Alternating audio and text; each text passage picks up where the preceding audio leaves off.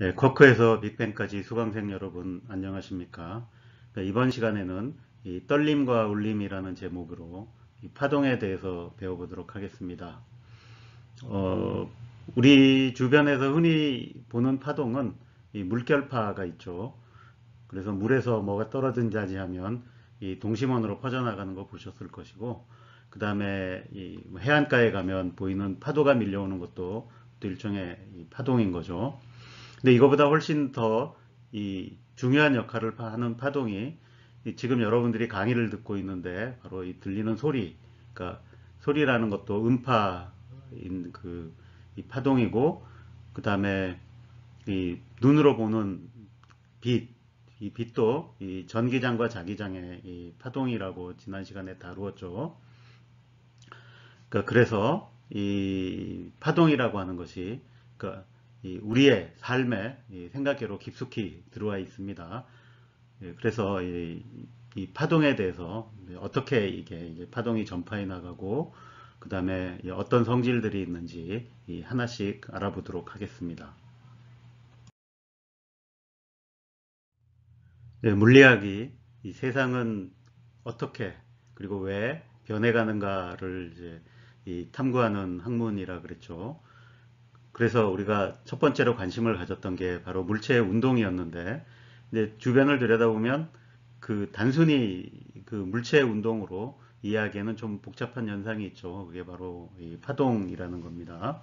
그래서 한번 일단 이 영상을 보시고 다시 한번 고민 같이 해보시죠.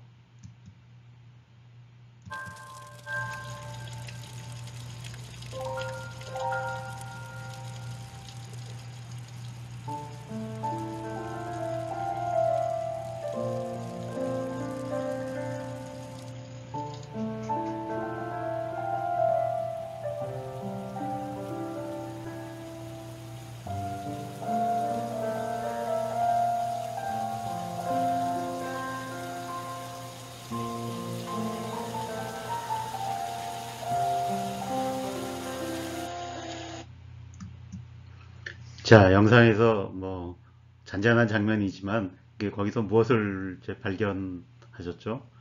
예, 뭐 조금 딱딱하고 재미없겠지만 물리적인 관점에서 보면 일단 떨어지는 빗방울을 봤을 거고, 그 빗방울이 떨어져서 그 물 위에서 이 물결파, 파동을 만드는 거를 이제 봤을 겁니다. 자, 그래서 우리가 이 던질 수 있는 의문이 이제 이 세상은 왜 변하는가, 어떻게 변하는가의 관점에서 보면 그 빗방울은 왜 아래로 떨어질까?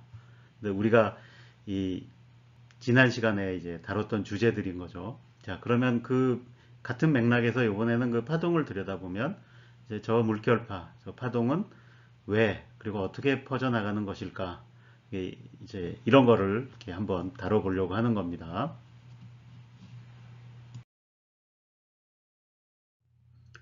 그래서 이 물체는 어떻게 움직이는가에 대해서 우리가 어떤 식으로 접근을 했는가를 한번 돌이켜 보겠습니다.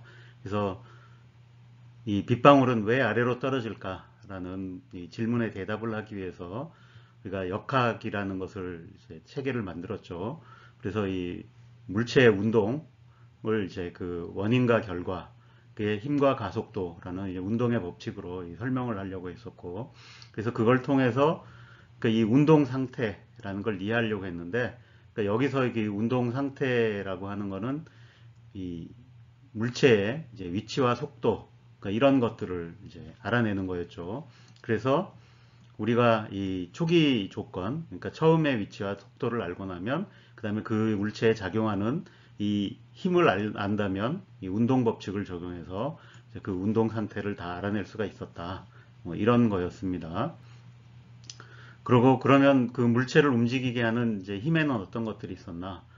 중력이라는 걸 배웠고, 그 다음에 전자기력이라는 걸 이제 배웠는데, 우리 주변에서 관찰되는 많은 현상에 이제 드러나는 힘들, 그러니까 뭐 수직력, 마찰력, 탄성력, 뭐 등등의 이런 힘들이 심지어는 그 우리가 힘을 쓸 때 작용하는 그 근육의 힘, 근력이나 머리를 쓸 때 작용하는 사고력 같은 것도 알고 보면 다 그 근본은 이제 전자기력이다. 뭐 이런 것까지 얘기를 했었죠. 자, 그렇다면 이 빗방울에 대해서는 그 빗방울에 작용하는 힘이 뭔가를 우리가 살펴봤었죠. 그래서 이 중력, 부력, 항력이 작용해서 우리가 이 빗방울이 이제 높은 곳에서 떨어질 때 처음에는 가속되다가 이 종단 속력에 도달해서 나중에 땅에 떨어질 때는 일정한 속력으로 떨어진다. 이런 것 어떻게 계산하고 이해하는가까지 다 다뤄봤습니다. 자, 파동이 퍼져나가는 것을 이해하려면 그 전에 먼저 이 물체의 그 우리가 생각하는 보통의 운동, 위치가 바뀌는 운동 말고 약간 다른 종류의 운동, 그러니까 진동이라는 것을 조금 이제 이해를 해야 되겠습니다. 그래서 여기 제목을 이제 물체는 왜 떨리는가 이렇게 잡아놨는데, 그러니까 보통 우리가 물체에 힘을 가하면 지금 운동의 법칙에서 배운 건 이제 가속된다라는 건데, 그 똑같은 운동의 법칙을 적용해 보면 약간 우리가 지금까지 신경을 안 썼던 부분이 하나 있는데, 그게 바로 물체가 변형이 된다라는 거죠. 그래서 내가 이렇게 그 물체에 이 가한 힘이 전체를 다 더하면 0이 되긴 하는데, 그러니까 이렇게 위와 아래에서 동시에 누르면 그죠? 힘은 0이어서 이 물체가 가속이 되진 않습니다. 그러니까 그렇지만 이 물체가 이렇게 처음에 이렇게 힘을 안 줬을 때는 이런 형태에다가 내가 누르면 누른 힘이 가해지면 이렇게 이 줄어들죠. 압축이 되죠. 이렇게 이런 게 이제 변형이 생기는 거라고 볼 수 있습니다. 반대로 내가 잡아 늘리면 길이가 늘어나는 이런 변형이 생기겠죠. 그런데 이때 이 가했던 힘을 이제 제거를 하면 어떻게 되는가? 그러면 지금 이 경우에는 이렇게 원래대로 돌아간다라고 생각을 할 수 있겠죠. 그래서 이런 게 이제 형태를 복원하는 경우가 있는데 이런 걸 이 탄성체라고 부릅니다. 그렇지만 물체에 따라서는 내가 힘을 제거해도 변형된 상태 그대로 남는 수도 있죠. 예, 그러니까 이런 거는 이제 이 비탄성체라고 볼 수 있습니다. 근데 여기서는 이제 이 탄성체에 이제 관심이 있어요. 그래서 이 탄성체에 이 변형이 생기면 그 변형이라고 하는 것이 치우면 회복이 되는데 그 변형이 크기가 얼마나 되겠는가라는 거를 잘 관찰을 해봤는데, 그러니까 이 이제 후기라는 이제 뉴턴 시대를 같이 살았던 이 사람인데 이 뉴턴과 경쟁도 했었고, 이분이 이제 이런 거를 이제 조금 열심히 조사를 해서 이 법칙을 찾아냈습니다. 이게 이제 복원력에 관한 법칙인데 이걸 후계 법칙이라고 합니다. 예,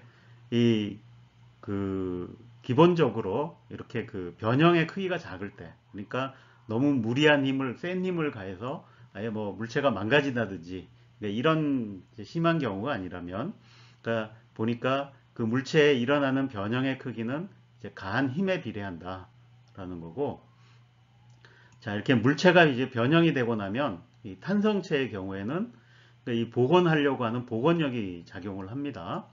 그러니까 그 복원력 때문에 내가 힘을 치우면 원상태로 돌아가는 거죠.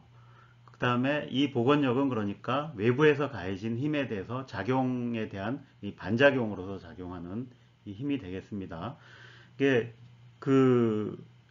이 변형해주는 크기가 이제 가한 힘에 비례하니까 그럼 그 반작용도 이 크기는 똑같겠죠. 따라서 이 복원력의 크기는, 그러니까 이 변형의 크기가 이제 충분히 작을 때 이 복원력의 크기는 이 변형의 크기에 비례한다라고 볼 수 있는 거죠. 그래서 이 복원력의 크기는 이 변형의 크기에 비례한다라는 것을 이 후계 법칙이라고 부릅니다. 그래서 이거를 이제 수식으로 표현하면 이 복원력이 이제 변형의 크기의 함수겠죠. 그 x라는 걸 변형의 크기라고 놓으면 x의 함수인데 그게 마이너스 kx로 주어진다. 그러니까 비례한다라는 걸 보여주는데, 이 앞에 있는 마이너스 사인이라고 하는 건 이게 복원력이라는 뜻입니다. 그러니까 변형이 생기면 변형을 줄이려고 하는 방향으로 작용한다라는 뜻이고, 그럼 이 변형의 크기 앞에 상수가 하나 붙겠죠. 그래서 이거를 이제 복원력 상수라고 부릅니다. 이렇게 그 복원력을 쉽게 볼 수 있는 이 대표적인 물체가 스프링이죠. 보통 이런 물체는 이 변형이 많이 일어나지가 않죠. 그래서 변형이 일어나는 걸 보려면 우리가 굉장히 큰 힘을 가해야 되는데, 작은 힘을 가해도 변형이 일어나는 게 잘 보이는 것, 이게 이제 대표적으로 스프링이 있는 거죠. 그래서 이런 스프링도 똑같이 후계 법칙이 적용됩니다. 그래서 내가 이 처음에 이제 하나도 안 늘렸을 때 이걸 이제 평형 상태라고 부르는데, 그러니까 x는 0에 해당하는 상태죠. 그러니까 이런 상태에서 내가 예를 들어서 F라는 힘을 줬더니 X만큼 늘어났더라 라고 하면, 이 2배의 힘을 주면 늘어나는 길이는 또 2배가 된다. 이 X가 되는 거죠. 그러면 요 사이에 이 비례상수를 이 스프링의 경우에는 이제 스프링 상수라고 부르게 됩니다. 자, 그런데 이렇게 이 복원력이 작용하는 그 물체에다가 내가 물체를 하나 달아서 운동을 시키면 어떻게 되나 라는 거죠. 지금 이 그림에서 보듯이 이 스프링에다가 이제 물체를 하나 달았습니다. 그래서 이거를 내가 스프링을 이제 잡아 당겼다가 놓으면 이 물체가 어떤 운동을 하게 될까 하는 거죠. 그래서 이게 보면 이 왔다 갔다 하면서 이 같은 이제 운동을 반복을 하죠. 이런 반복 운동을 보통 이제 진동이라고 부르는 겁니다. 근데 이 경우에는 그 진동 중에서도 가장 이제 이 간단하면서도 중요한 진동이 되는데, 그거를 이 단순 조화 진동이라고 부릅니다. 자, 약간은 수식이 들어가지만 그래서 조금 이제 용어를 좀 익혀놓는 게 필요할 것 같아서, 자, 지금 이렇게 이 변형의 크기에 비례하는 복원력이 작용하는 경우에 우리가 운동 법칙을 적용해 보면 이런 운동 방정식이 나옵니다. 그렇죠? 그러니까 질량 곱하기 가속도는 힘이니까, 근데 그 힘이 마이너스 kx 이렇게 되는데, 자, 이 미분 방정식을 보면, 자, 2번 미분을 했더니, 그러니까 앞에 요 상수만 빼고 다시 보면 2번 미분을 했더니 자기 자신이 되는 함수인데, 이제 마이너스 부호가 붙어 나오는 함수. 여러분들이 이 삼각함수의 미분법을 안다면, 아, 이거 답이 삼각함수구나 라는 거 이제 짐작할 수 있을 겁니다. 그래서 실제로 이걸 풀어보면 이렇게 사인 함수나 코사인 함수로 나옵니다. 그래서 이 경우에 지금 그냥 사인 함수로 썼는데, 사인 안에 이렇게 이 시간 함수로, 그래서 오메가 t 더하기 파이 제로 이런 형태로 되니까 이 xt라고 하는 이 위치가, 그러니까 계속 주기적으로 왔다 갔다 하면서 이 반복되는 이제 그런 진동을 나타내게 됩니다. 그래서 이 운동을 이렇게 썼을 때, 이 앞에 보면 이 사인 함수 앞에 이제 상수가 하나 나오는데, 이 상수는 이 진동의 이제 위치가 얼마나 크게 변할 거나를 나타내겠죠. 그래서 이걸 이제 진폭, 이제 영어로는 앰플리튜드의 그 A를 따서 이게 보통 큰 A로 쓴 겁니다. 진폭이라고 부르고, 그 다음에 이 T 앞에 이렇게 상수가 붙는데, 이 상수를 이제 각 진동수라고 부릅니다. 그러니까 이건 기본적으로 이 반복되는 일이 얼마나 빨리 일어나느냐. 그러니까 이 오메가가 크면 t가 이제 조금만 변해도 금방금방 돌아가고, 사인 함수의 특징은 2파이만큼 그 값이 커지면 다시 원래 값으로 돌아오죠. 그러니까 저 오메가 t라는 값이 2파이만큼 늘어날 때마다 똑같은 동작이 반복된다. 이런 거를 나타내죠. 그러니까 이 오메가라는 거를, 그래서 이 얼마나 자주 진동하냐인데, 2파이가 곱해져 있어서 이걸 이제 각 진동수라고 그럽니다. 그래서 그 2파이를 떼낸 거를 그냥 진동수라고 부릅니다. 그 다음에 여기 이제 이 상수가 하나 더 붙을 수 있는데, 이거는 처음에 출발할 때 어느 위치에서 출발했느냐, 뭐 이거하고 관련돼 있겠죠. 자, 그래서 여기 보면 여기에 이제 우리가 진동이라는 거를 다루려면 나오는 이제 중요한 용어들이 나오죠. 그래서 기본적으로 이 용어들을 머리에 담아 두셔야 이제 진동을 이해할 수 있겠죠. 그래서 일단 여기 진폭, 그 다음에 각진동수라는 게 이제 뭔지 설명을 한 것입니다. 근데 이 진동수라는 거에 대해서 조금 더 부연 설명을 드리면, 그래서 각진동수라고 하는 건, 우리가 보통 진동수라고 부르는 건 예를 들어서 1초에 몇 번 왔다 갔다 하느냐, 그러니까 이거를 나타내는 게, 그러니까 몇 번으로 세는 게 이제 진동수입니다. 근데 거기에 이제 2파이를 곱해서 각으로 바꿔준 거를 이제 각진동수라고 부르는 거죠.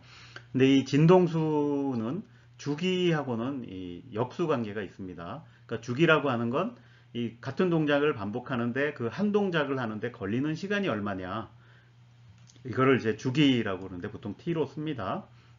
그럼 당연히 주기하고 진동수는 역수 관계가 있겠죠. 주기가 길면 진동수가 작고, 주기가 짧으면 진동수가 크다, 이렇게 되는 겁니다.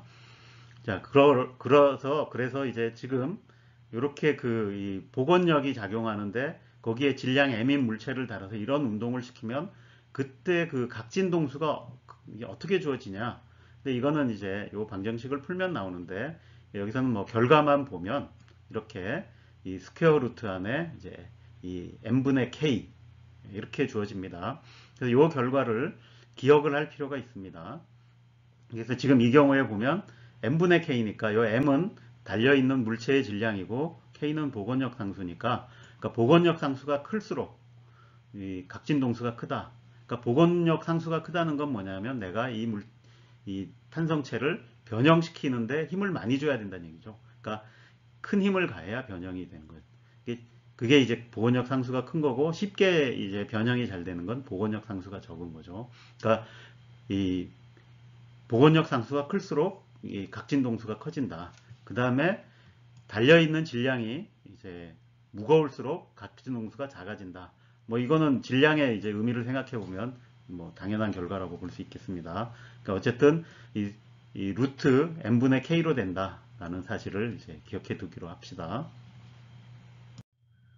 이 복원력에 의해 일어나는 그 운동의 각진동수를 잘 설명해 주는 이 유튜브 영상이 있어서 이 두 개를 차례로 보여드리도록 하겠습니다.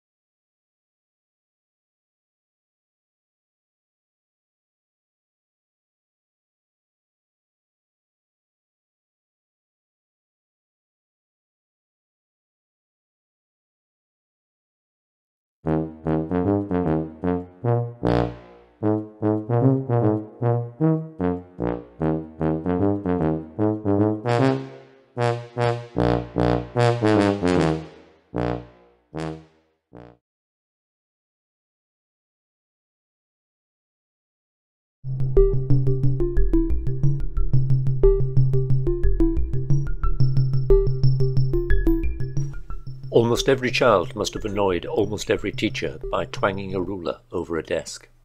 This simple example of simple harmonic motion can be modified by adding weights to the end of the ruler, when it vibrates a lot more slowly. It vibrates more slowly because the same force is being applied to a much greater mass. Let's look at this process slightly more carefully and examine the way that this ruler vibrates, and then define what we mean by simple harmonic motion. As we displace this mass, we apply a force to it. The size of that force depends upon how much we bend it to one side. In other words, the size of the force is directly proportional to the displacement.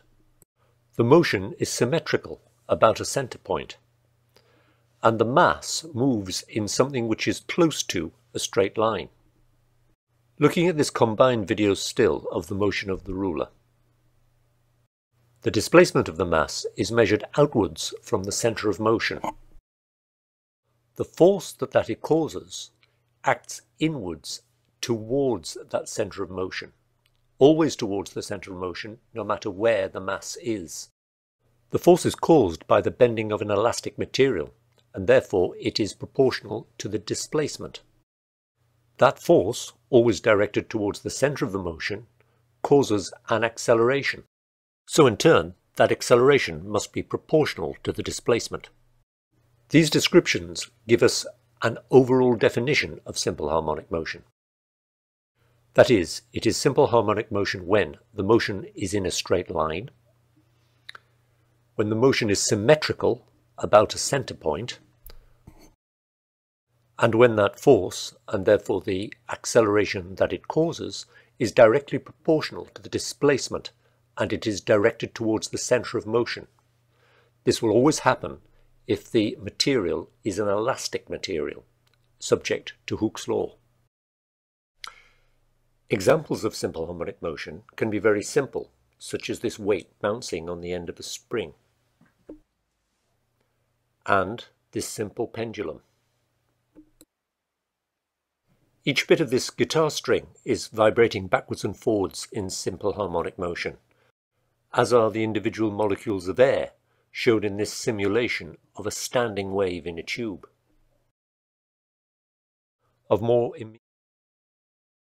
We can demonstrate a graph of displacement against time for simple harmonic motion by using a pendulum with white powder in this case salt, and then steadily moving a piece of card underneath.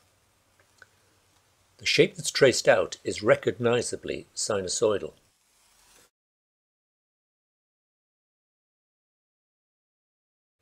In examinations, you're likely to be asked to describe the changes in both velocity and acceleration with time. And the most straightforward way of doing this is by graphing. Using this oscillating mass as an example, and starting with the displacement and the extreme top position, if we count up as positive, then a graph of displacement against time will be sinusoidal, the displacement varying between a maximum positive and a maximum negative. Crests of the sine wave show the extreme top of the oscillation, and the troughs of the sine wave show the bottom. Moving on from displacement to velocity. When the displacement is maximum and at the top, the velocity is instantaneous zero. The speed is increasing with the mass travelling down, so the velocity is increasingly negative.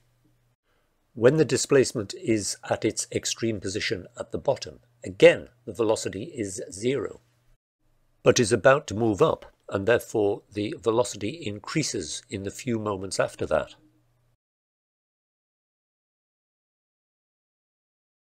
At the centre of oscillation, the mass will be travelling at its maximum velocity, either down or up. You can see that the resulting velocity graph is a quarter of a wave out of phase with the displacement. These are clips from a 20-minute tutorial on simple harmonic motion. The whole of the video, together with a large number of free notes, are available from www.physics.org. Thank you for watching.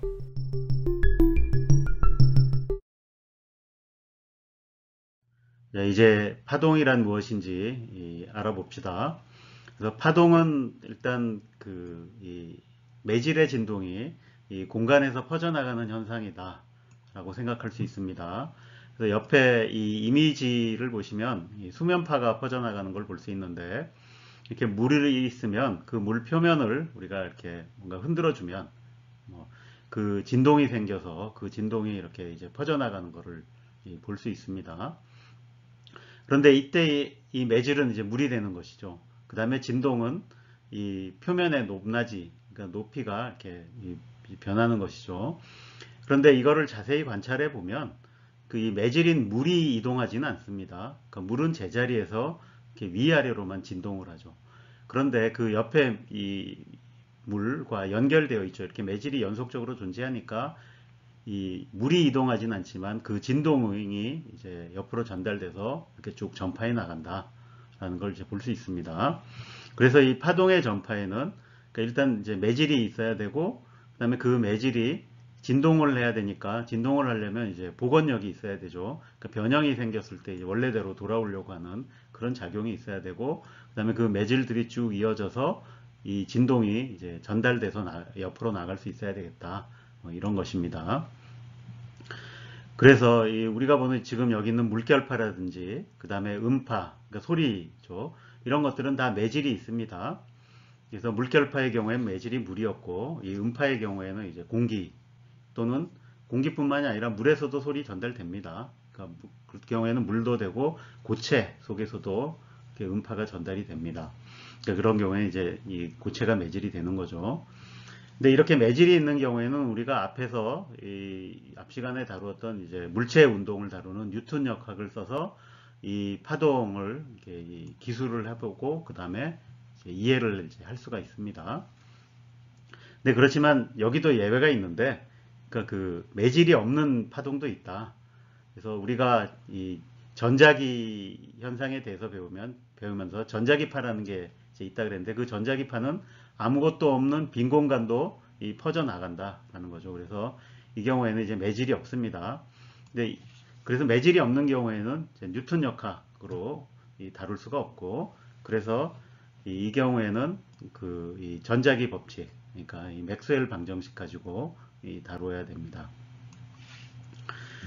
자, 그래서 그럼 이 파동은 어떻게 기술할까? 앞에서 우리가 물체의 운동을 기술하기 위해서 이 좌표계 잡고, 그 다음에 물체의 위치가 시간에 따라서 어떻게 변하는가, 그러니까 이런 걸 이제 했었는데, 이게 비슷하긴 한데, 파동은 이제 매질을 일단 그 매질의 변화, 그러니까 이런 걸 기술을 해야 되죠. 그래서 그걸 기술하기 위해서는 파동 함수라는 것을 이제 도입을 합니다. 근데 이 파동 함수는 이 물체의 위치하고 달라서 공간의 모든 점에서 이 어떤 값을 갚는 이 함수 같은 겁니다. 그게 지금 이 수면파의 경우에는 지금 2차원이라고 생각을 하시면, 그 2차원 위에 내가 이제 xy라는 공간 좌표를 잡으면, 이 경우에 그 파동 함수의 값은 뭐냐 하면 요 표면의 높이, 그죠? 물이 얼마나 높이 올라갔나, 그러니까 그거를 이제 이 x와 y의 함수로 쓰는 거죠. 물론 그게 시간에 따라 변하죠. 그러니까 위치와 시간의 함수로서 그러니까 이 변형이 얼마나 생겼나, 그러니까 그거를 이제 나타내는 게 이 파동 함수가 되겠습니다. 그래서 이 파동 함수에는 그러니까 우리가 앞에서 이제 진동을 다루었던 것에 대한 그 내용이 조금 들어오겠죠. 왜냐하면 파동이라는 게 진동이 전파해 가는 거고, 그러니까 이 모든 공간에 각 점에서 진동이 일어난다라고 생각하시면 되는 거죠. 그래서 그거를 기술하려면 결국 이렇게 비슷하게 이제 이 사인파라고 부르는 이런 기본적인 파형을 가지고 이 기술을 해볼 수 있겠습니다. 지금 이렇게 이 수면파 같은 경우에도 이 모양을 잘 보시면 이게 거의 이제 사인파라는 걸 알 수 있습니다.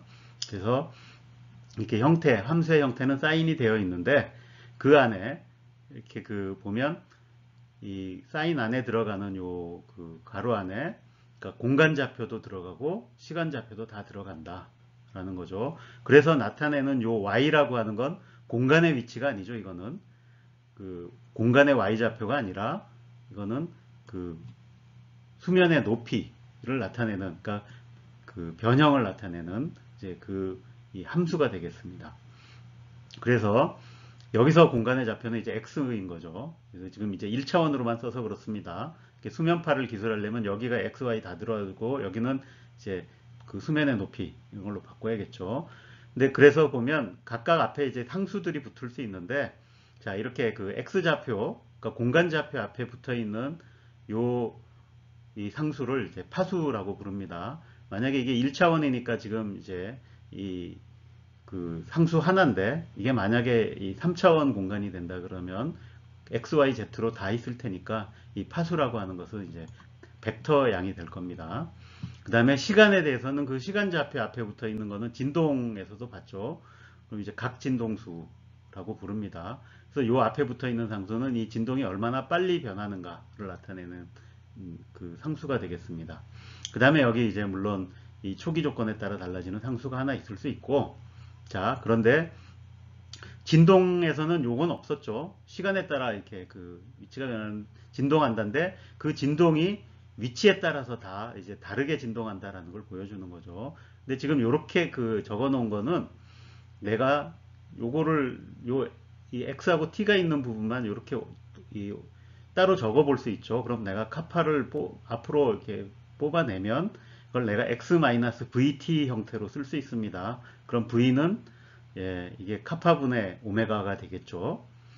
근데 그렇게 써놓고 보면 이 함수라는 것이 내가 x는 이 0이었을 때 그 함수를 이렇게 생각하면 되죠. 그러니까 이 x의 함수로 봤을 때, 그러니까 t는 0이었을 때 함수를 t가 커지면 그러니까 x 방향으로 계속 그 v의 속력으로 이동해가는, 그러니까 이게 진행하는 파를 나타내는구나 라는 걸 이제 알 수 있습니다.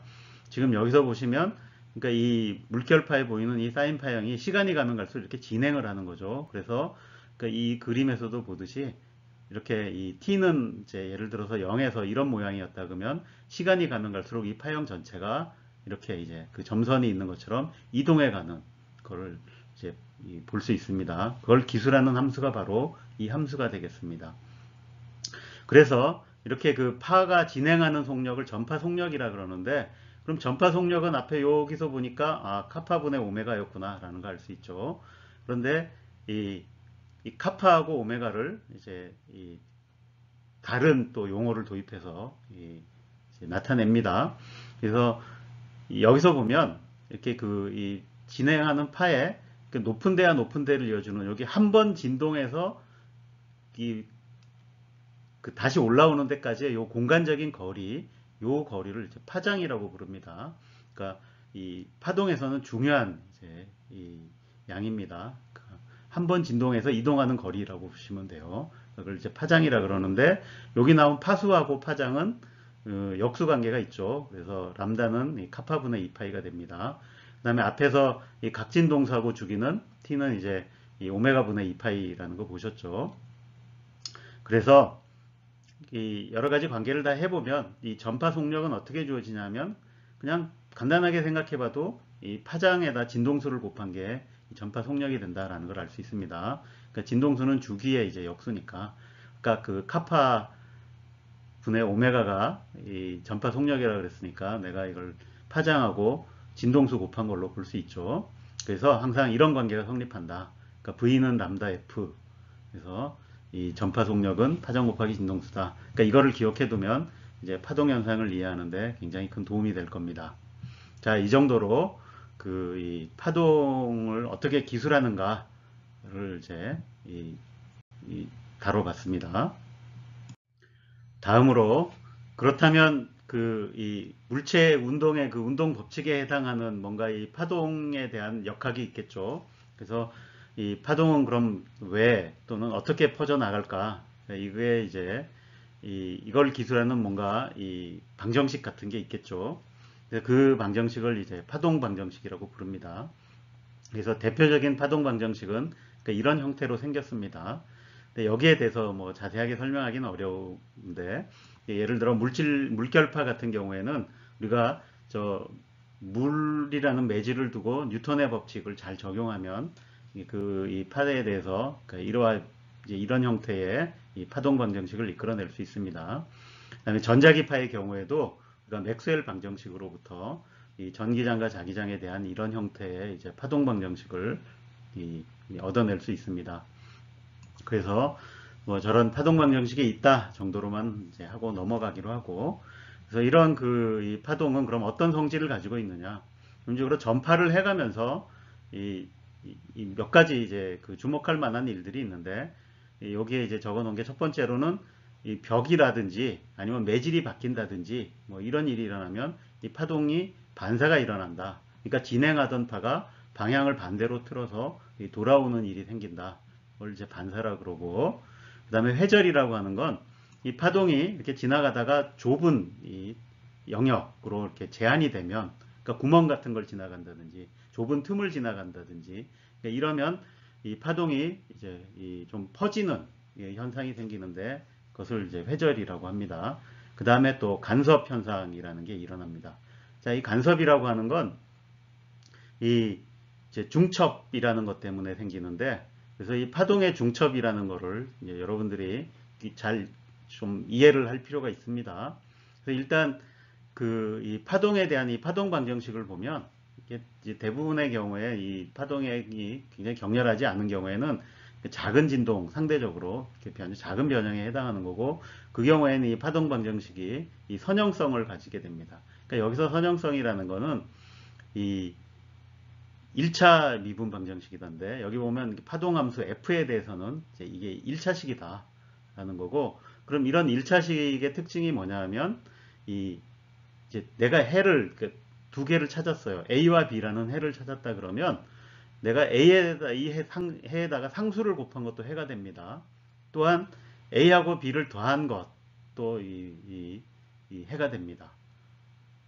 그래서 이 두 개를 더한 거를 이제 중첩됐다라고 얘기를 해요. 그러니까 두 개의 파동이 있는데, 두 개의 파동이 오다가 만나면 그걸 그냥 단순히 더해준 것도 해가 된다.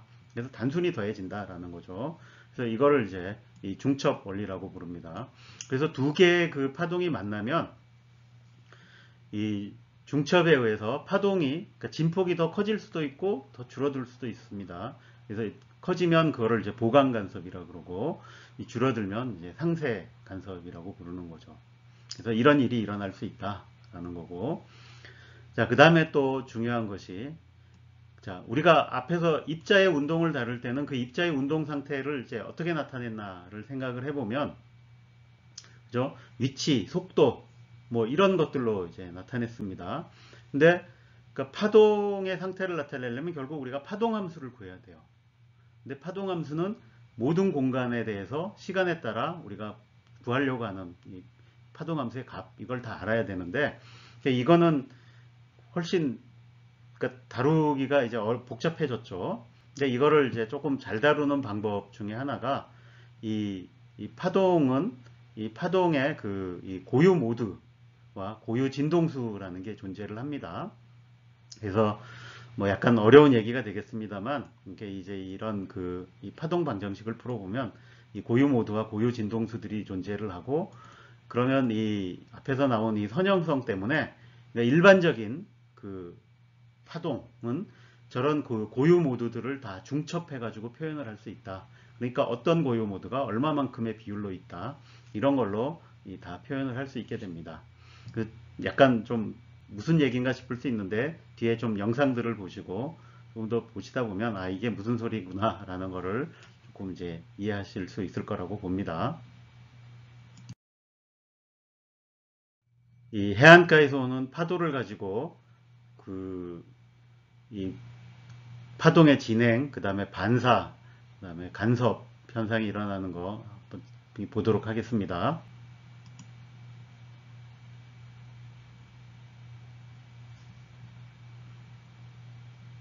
자, 이렇게 파가 진행하는 것이 보이죠?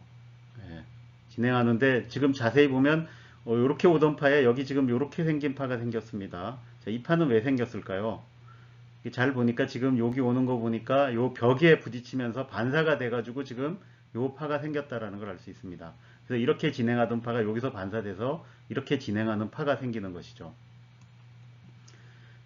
자, 다시 한번 보시면 이제 이 파동이 오면서 반사가 되는 게 이제 눈에 들어오실 겁니다. 자, 그 다음에 이렇게 이 반사된 파하고, 그러니까 들어온 파하고 이렇게 반사된 파가 만나면 여기는 더 파도가 높이 인다라는 걸 볼 수 있습니다. 이렇게 이런 것도 이제 간섭 현상에 의해서 보강 간섭이 일어나는 것을 이제 보여주는 장면이 되겠습니다.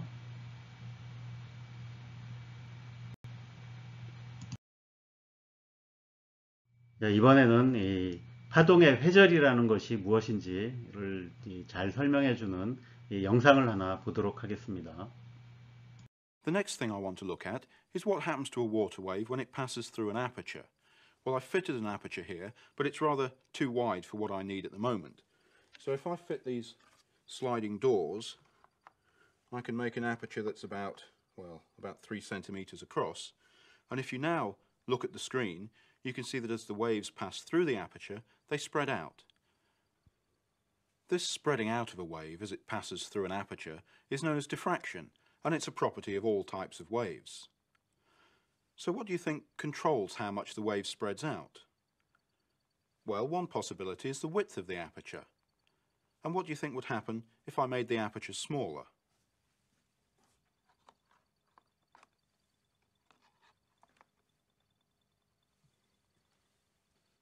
Well, you might be surprised to learn that a narrower aperture leads to more spreading out of the wave, more diffraction. If instead I make the aperture wider, then after it's settled down, you can see that the wave becomes less spread out. The diffraction is less pronounced. And if I were to make the aperture very wide indeed, then there'd be hardly any diffraction. Well, I'm now going to return the aperture to its original width and take a look at the effect of changing the wavelength of the wave.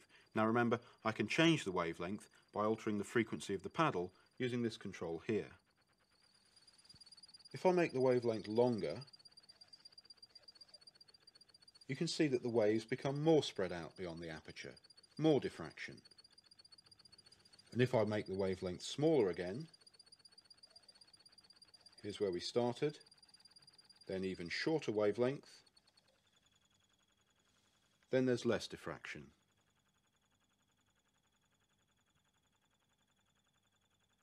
So here are the two separate factors that affect the diffraction of a wave passing through an aperture. The wave spreads out more if the aperture is made narrower or if the wavelength of the wave is increased. And conversely, it spreads out less with a wider aperture or a shorter wavelength. In fact, all kinds of waves, not just water waves, exhibit diffraction at an aperture, as long as the aperture is not too big.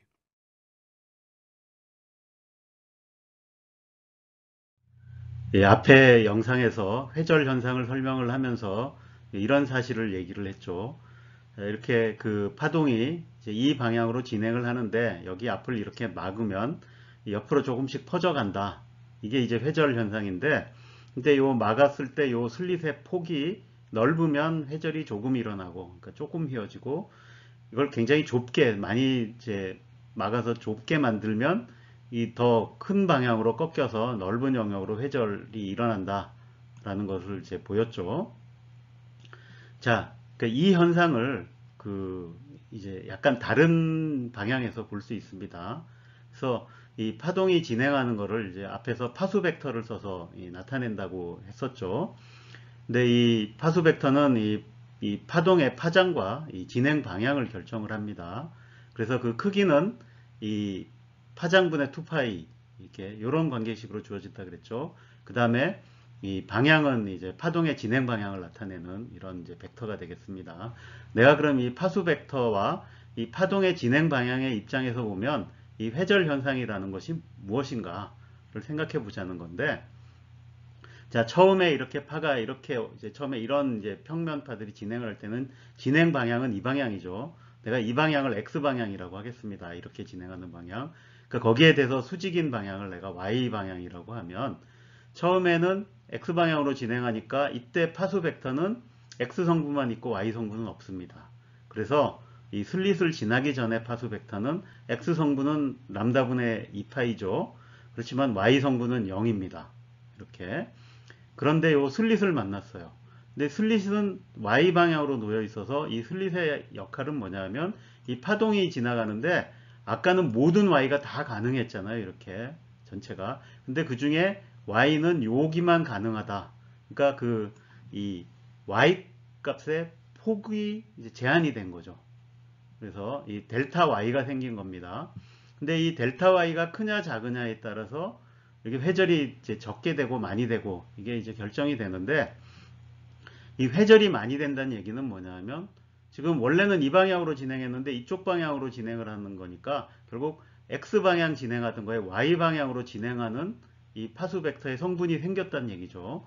그래서 이 Y 방향으로 진행하는 파수 벡터의 크기가 얼마나 되느냐가 이제 이게 얼마나 퍼지느냐를 결정하는 거죠.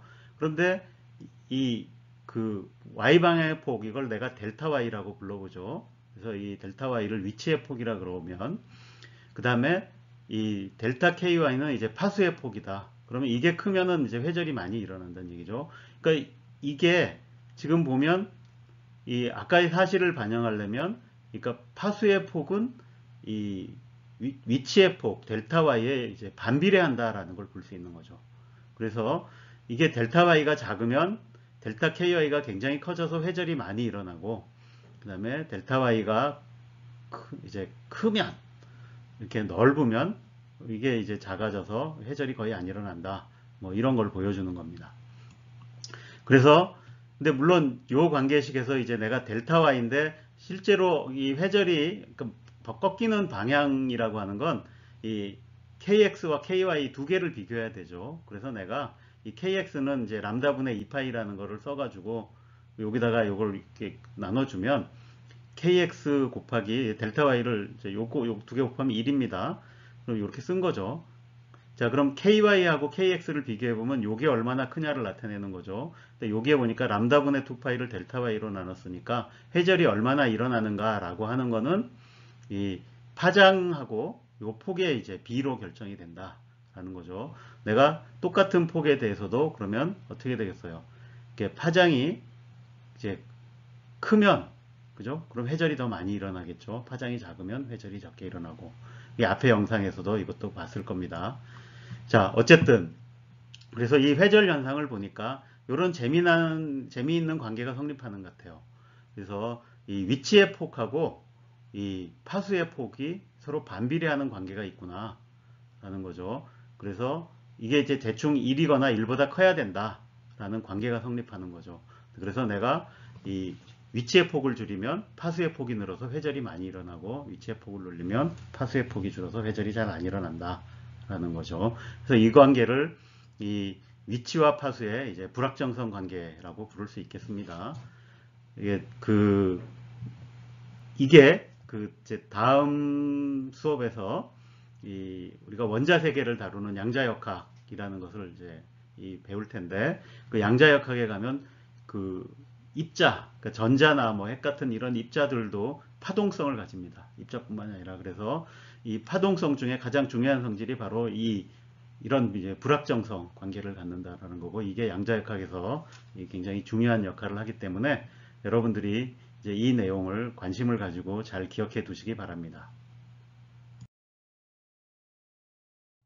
다음으로 파동의 간섭 현상을 배울 텐데, 이 유튜브 영상을 하나 보도록 하겠습니다.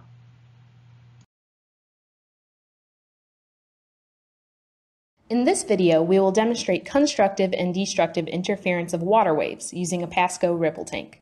The ripple tank setup is shown here. On the left is a motor that oscillates with different frequencies and amplitudes. Above a thin layer of water is a light source, and below is a mirror that reflects the ripples onto a screen. This video was recorded using a high-speed camera so that 1 second in real time is represented by 15 seconds in this video. Here, plane waves are incident upon two openings.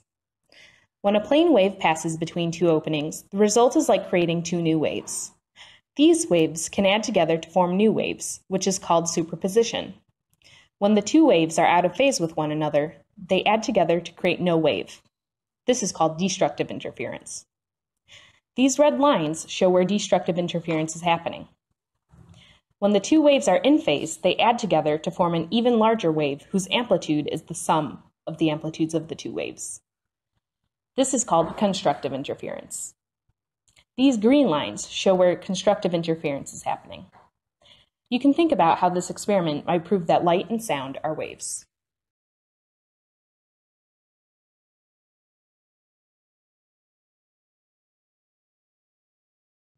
파동이라는 게 퍼져나가면서 이 반사, 회절, 간섭이 복합적으로 일어나게 됩니다. 그래서 이거를 전체적으로 보여줄 수 있는 영상을 하나 준비해 봤는데, 이게 이 후쿠시마 원전 사고로 이어졌던 그 일본 그 대지진 때 이제 이 쓰나미가 일어나서 큰 사고가 난 거죠. 그래서 이 쓰나미를 시뮬레이션한 이제 영상을 한번 살펴보도록 하겠습니다. The following animation shows a Japanese tsunami propagating throughout the Pacific Ocean. As the tsunami radiates from Japan, it encounters complex topography and bathymetry in form of ridges and volcanoes that create this complex wave pattern of scattering and reflected waves. By the 8-hour mark, the tsunami had encountered the Hawaiian Islands, populated areas. After 9.5 hours, it was hitting the west coast of the United States. Notice how complex this wave pattern is becoming as it encounters more topography and more bathymetry, and now you're seeing reflected and refracted waves throughout the entire Pacific. At the 16-hour mark, the tsunami now has propagated throughout the Pacific and is entering the Indian Ocean and enveloping the New Zealand islands. At 22-hour mark, the tsunami had propagated throughout the entire Pacific Ocean. One way to simplify the interpretation of this complex wave field is to compute the tsunami energy pattern, shown on this map. The red colors indicate where the maximum force is directed.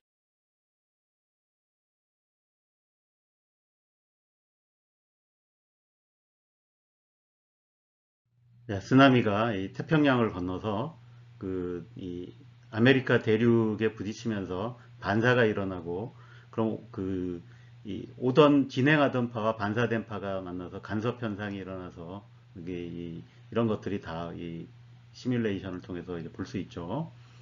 자, 다음에는 우리가 일상생활에서 굉장히 중요하게 생각하는 이제 파동인 음파에 대해서 한번 이것저것 이제 음파의 성질과 뭐 파동의 일반적인 성질까지 보여주는 이 재미있는 실험들을 담은 영상들을 한번 보도록 하겠습니다.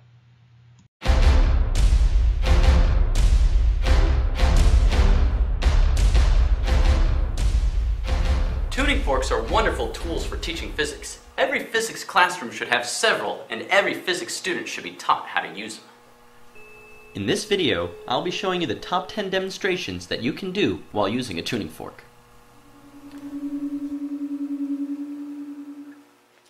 When using a tuning fork, hold it by the base and strike the end of the tines with a rubber mallet. If a mallet is unavailable, strike it against something moderately soft like a bent knee or a mouse pad or the edge of a table. Once it's vibrating, touch the lower part of the tines near the joint to dampen out the unwanted higher harmonics. Hold the tines near your ear or the base of a large flat surface such as a tabletop or a whiteboard. Try dipping the tuning fork in water. All sounds come from vibrations. This experiment looks great in slow motion.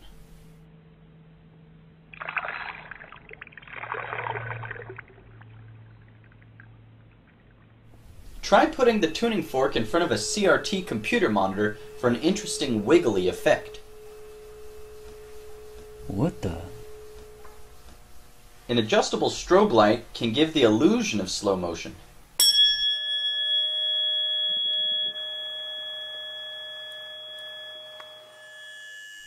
Is this tuning fork even moving?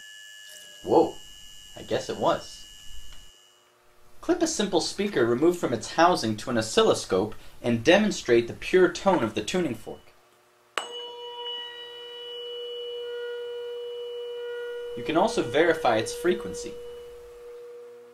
One of the most famous demonstrations is that of resonance. I have these two tuning forks which are on the same frequency, 256. If I sound one of them,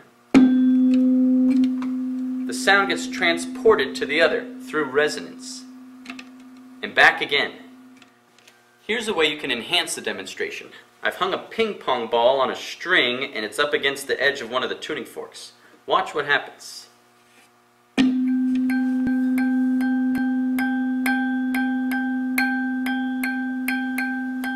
For this demonstration, I'm sending a beam of laser light all the way across the room. And it lands on this solar cell which is connected to a speaker system. When I block the beam with my hand, you can hear it on the speakers. Now partially blocking the beam with a tuning fork,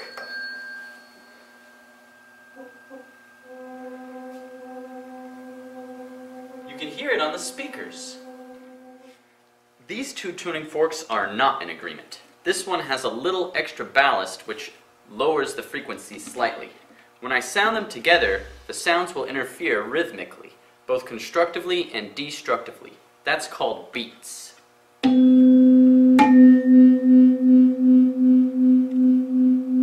can see it on an oscilloscope.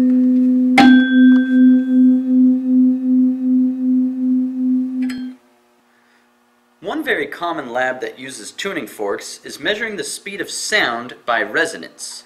Here, I've got a 288 Hz D tuning fork. I strike the tuning fork and hold it, searching for the resonance.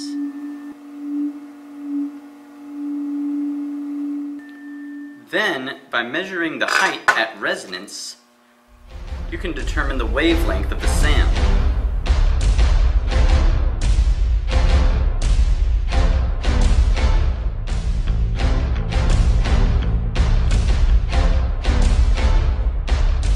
There are many interesting demonstrations and experiments to perform by gluing a mirror on the end of a tuning fork.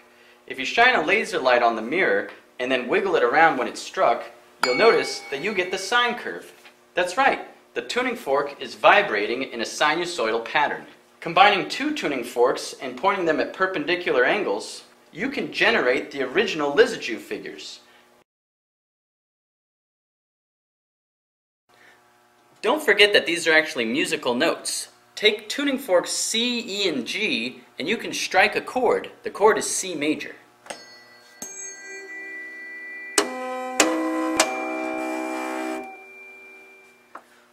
last things you're going to want to do with your tuning fork is tune a musical instrument. You got to be careful because the scientific tuning forks do not match the musical scale. The way it's usually done is you take a tuning fork and resonate it on the body of the instrument and see if it matches the note that you're playing. Well, I hope you learned everything you wanted to know about tuning forks. See the article for more details, and I'll see you next time.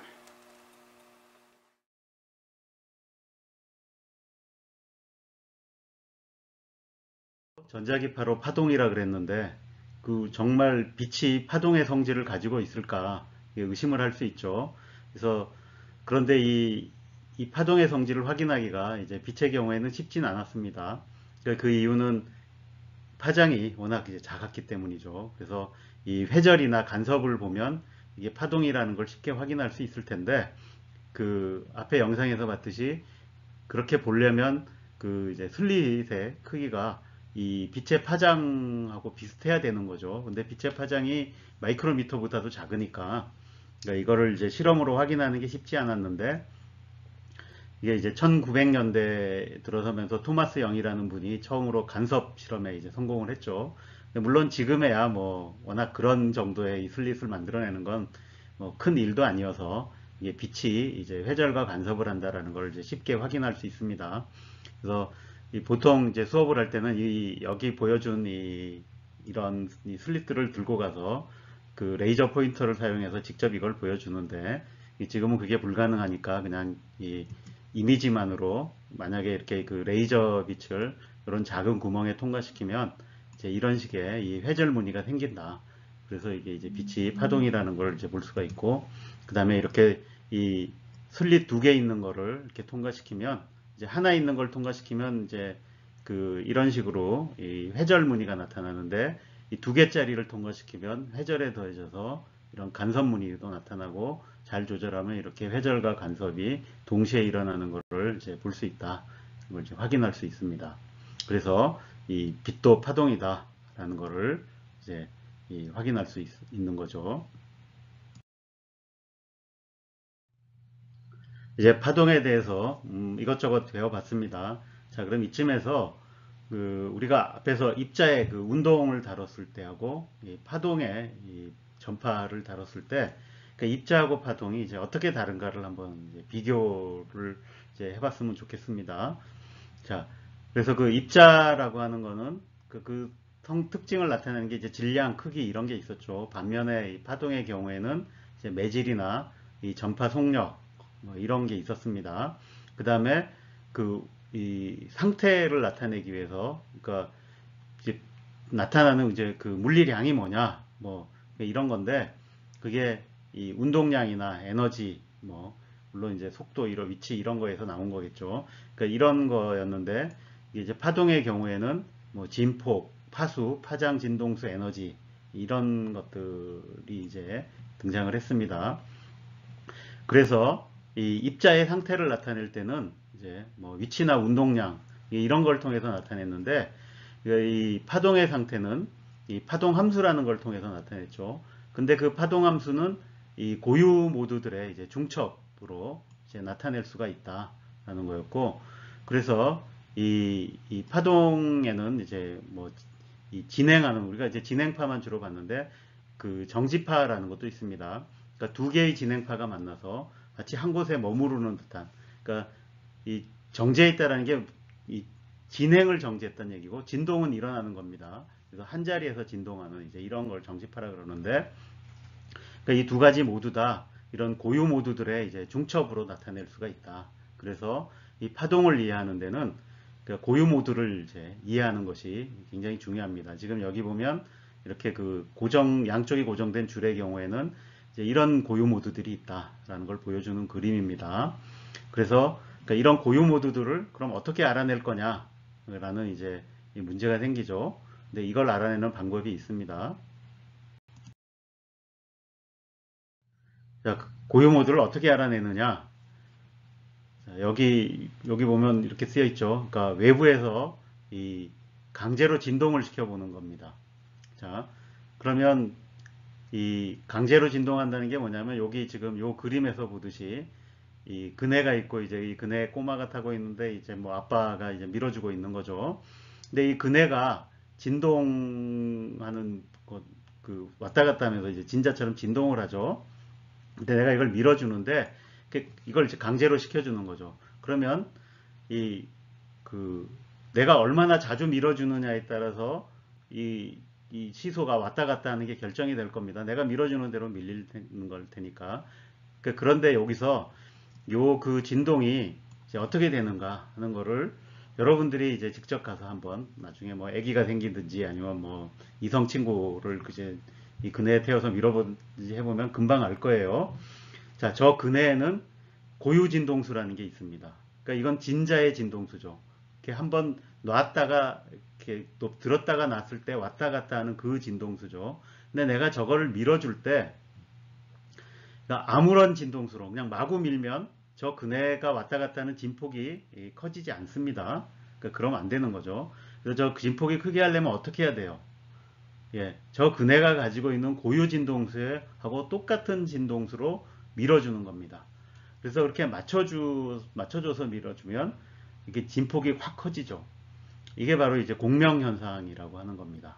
그래서 이렇게 그 진동할 수 있는 물체를 이렇게 내가 외부에서 흔들어줘서 진동을 시키려고 하면 그 진동하는 이 물체의 고유 진동수하고 똑같은 진동수로 흔들어지면 반응이 커져서 이게 이제 이 큰 진동이 일어난다라는 거죠.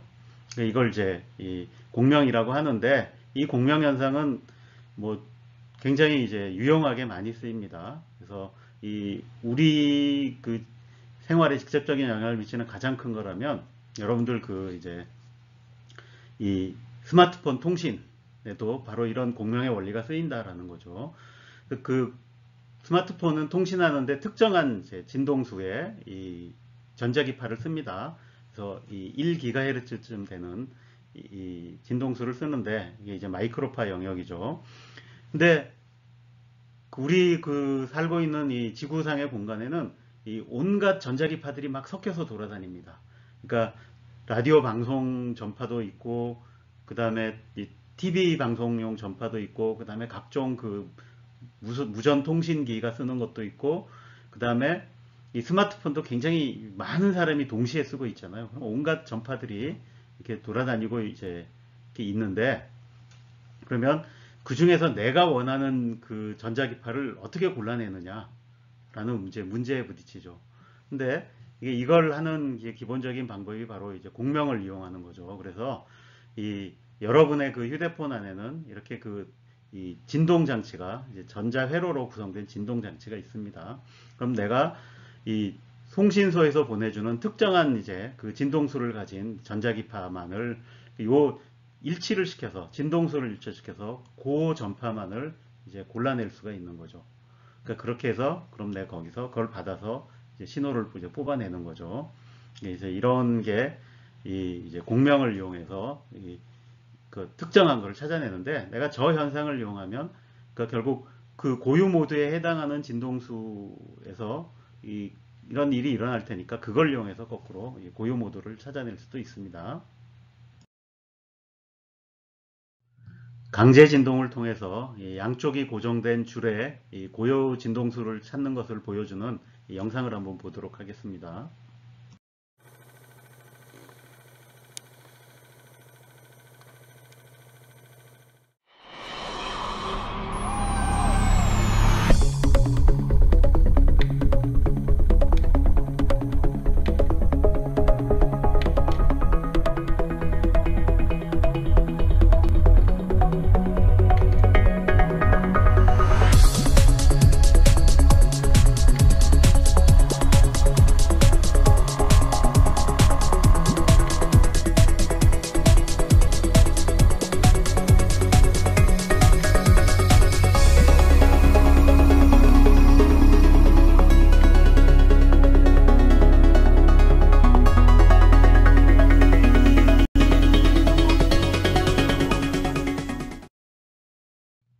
이번에는 2차원 철판의 이 고유 진동들을 이제 찾아내는 영상을 볼 텐데, 이게 벌써 1차원 줄에서 2차원 면으로 가면 이 고유 진동 모드들이 그 굉장히 복잡해집니다. 그러니까 그거를 잘 보실 수 있을 거예요.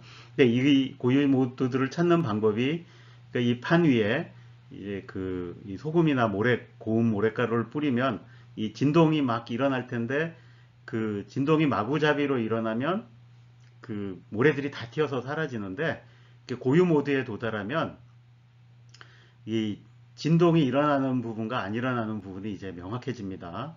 그러면 이 모래나 이제 소금이 진동이 안 일어나는 데를 따라가서 쫙 배열이 되죠. 그럼 이제 그 판에 이 고유 모드들이 어떤 형태로 진동이 일어난다라는 걸 이제 잘 보여주게 됩니다. 네, 영상을 한번 잘 감상해 보시죠.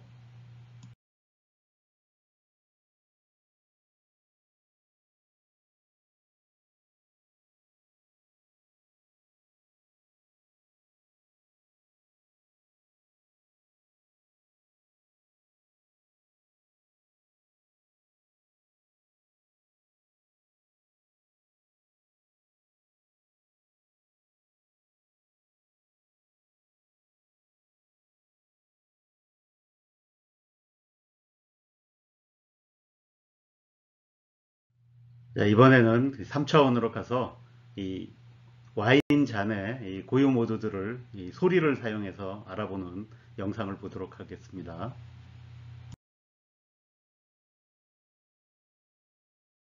Every wine glass makes a unique sound when we strike it. This sound is composed of more than one frequency. Let's subject the glass to different frequency sounds and see how it reacts.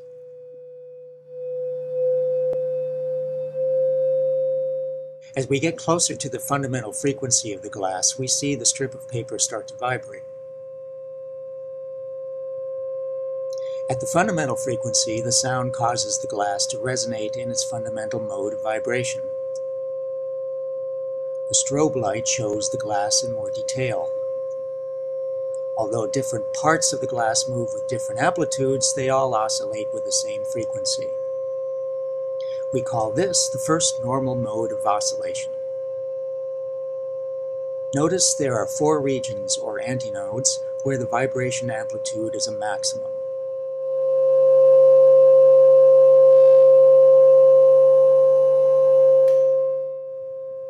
Now let's see if we can excite the second normal mode by playing the next higher resonant frequency of the glass.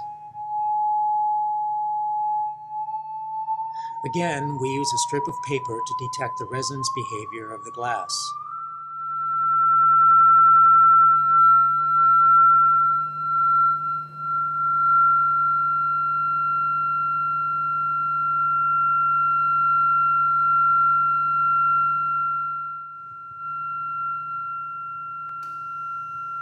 In this mode of oscillation, we can use the strobe light to now see 6 regions of maximum amplitude.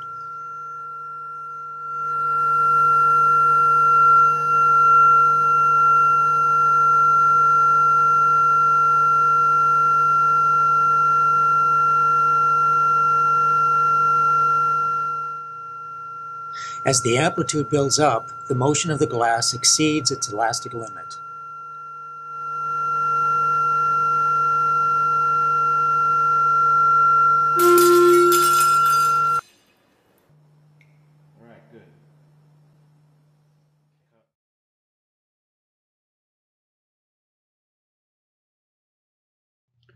네, 이번에는 이 파동과 관련해서 또 다른 중요한 현상인 이 도플러 효과에 대해서 알아보도록 하겠습니다.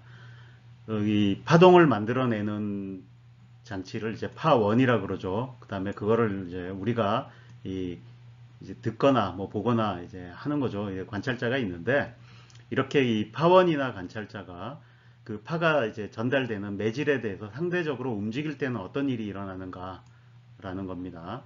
근데 이 1842년 이 크리스티안 도플러가 그러니까 이런 경우에 이 관측되는 파동의 진동수가 변할 것이다 라는 거를 이제 제안을 했고 그게 이제 이 확인이 되었기 때문에 그러니까 이것을 이제 도플러 효과라고 부릅니다.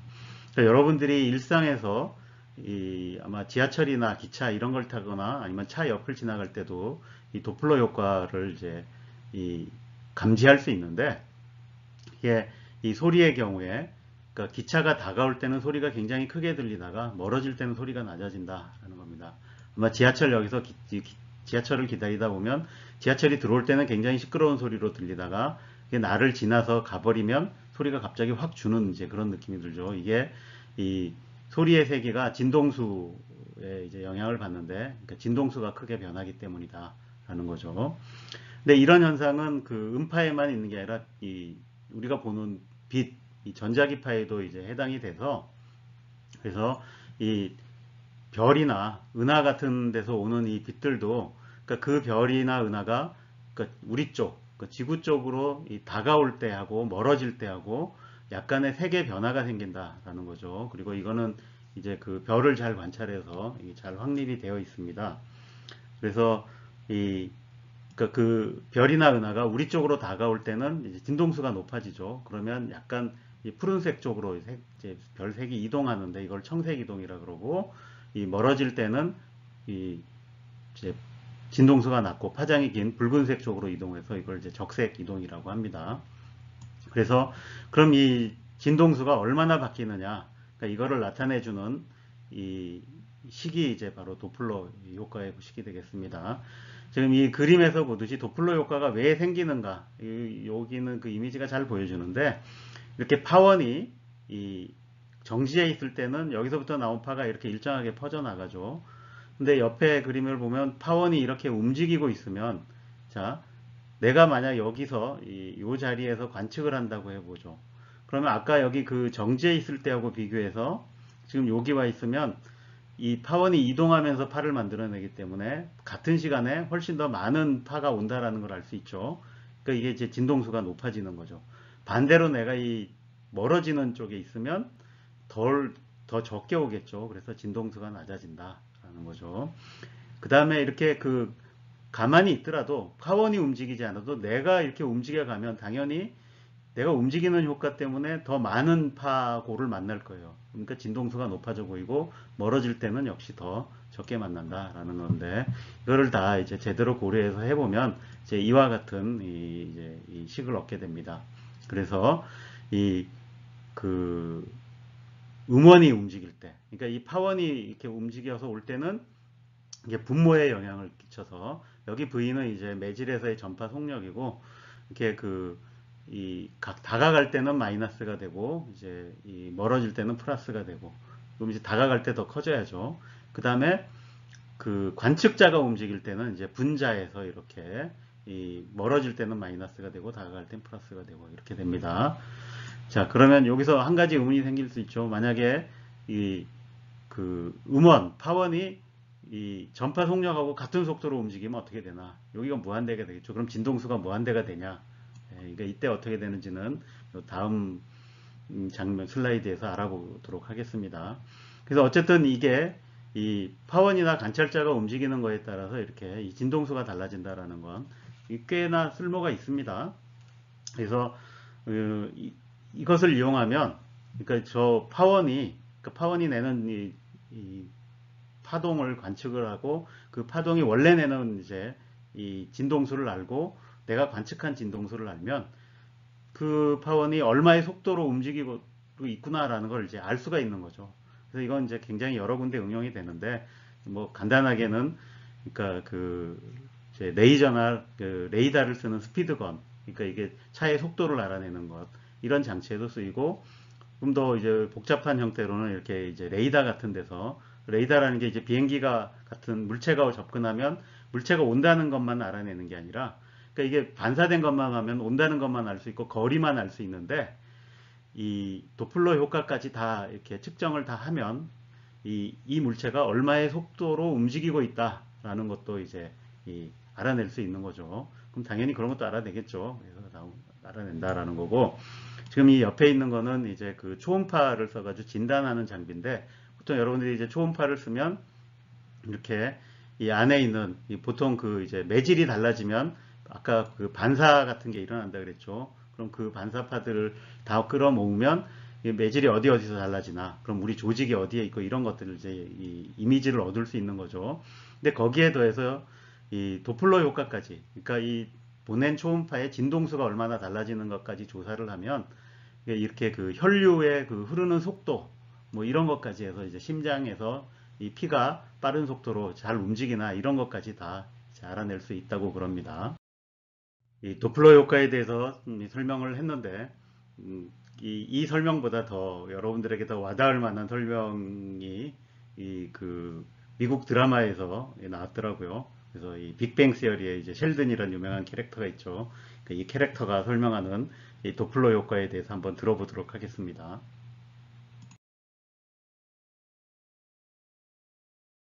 앞에서 이 도플러 효과의 공식을 보면 이 파원의 속력이 이 파동의 전파 속력하고 같아지면 이제 이 진동수가 무한대가 됐었죠. 그럼 실제로 어떤 일이 일어나는 거냐?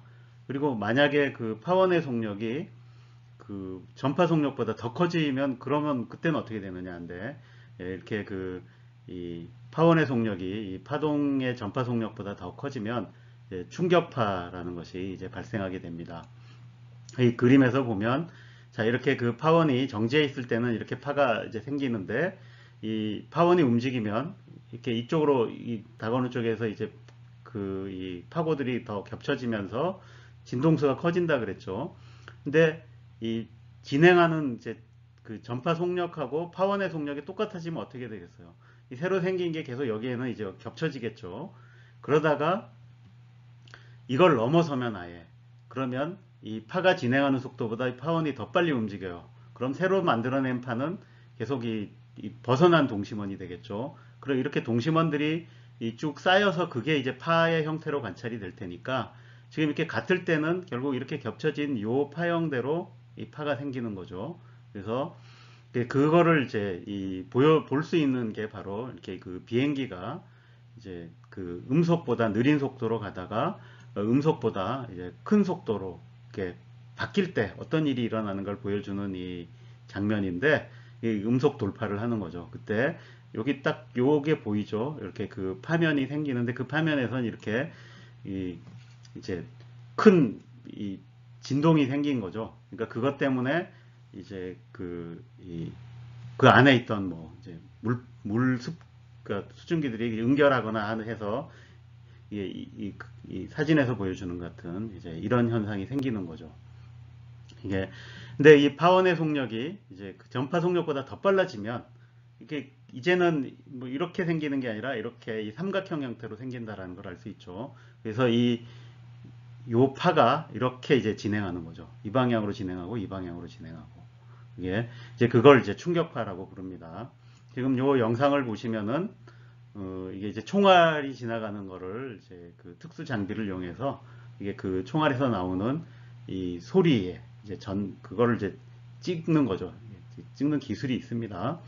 그래서 찍어보면 이렇게 총알이 가면서 뒤에는 이렇게 물론 이제 복잡한 현상이 생기지만 여기는 이렇게 이 충격파가 생겨서 이 충격파들이 이렇게 퍼져나가게 됩니다. 그 소리를 이제 우리가 듣게 되는 거죠. 그래서 충격파는 이제 큰 소리가 나는 게 보통이어서 굉장히 우리가 큰 소리를 듣게 됩니다. 네, 이 옆에 있는 이 사진은 그냥 이제 오리가 가는데, 이렇게 오리가 만들어내는 이제 충격파인 거죠. 이렇게 오리가 이 수면파의 속력보다 더 빨리 막 가는 거죠. 근데 역시 이렇게 이 잔잔한 수면이라도 역시 유체는 이제 복잡하다라는 걸 보여주는 게, 이게 그냥 충격파가 생기는 게 아니라 이렇게 줄무늬들이 쫙 생기죠. 예, 이런 게 이제 이 유체가 가진 이 복잡함, 터벌런스 같은 거, 이런 현상 때문에 생기는데 이제 웨이크라고 그러죠. 어쨌든 기본 틀은 이렇게 충격파가 생기면서 그 위에 이렇게 웨이크가 얹혀지는 이제 이런 게 있어서 들고 와봤습니다. 자, 이번 수업에서는 이 파동에 대해서 다뤄봤습니다. 그래서 파동이 가지고 있는 기본적인 특성, 그래서 이 파장이나 진동수, 진폭 이런 것이 무엇인가 배웠고, 이 파동을 이제 이 역학을 기술하는 파동 방정식이라는 게 있고, 그 다음에 그걸 통해서 일어나는 현상들, 이제 대표적으로 이제 반사, 그 다음에 회절, 간섭 등을 알아봤습니다. 그 다음에 이 회절을 다루면서 그 파동이 가지고 있는 그 파수와 이 폭, 그 위치의 폭의 사이에 이제 불확정성 관계가 이제 성립하는 게 이제 굉장히 재미있는 성질이다. 그리고 나중에 양자역학이라서 중요한 역할이다를 할 것이다라고 이제 얘기를 했고, 그 다음에 그 파동의 이제 상태를 나타내는 데는 이제 고요 모드들을 이해하는 게 중요하다고 했습니다. 그리고 그 고요 모드를 찾기 위해서 강제 진동을 통해서 공명 현상을 이용해서 알아내는 그 것들을 이제 봤고, 그 다음에 마지막에 이제 도플러 효과에 대해서도 배워봤습니다. 그래서 좀 긴 강의였는데 듣느라고 수고들 하셨고, 다음 시간에 다시 보도록 하겠습니다.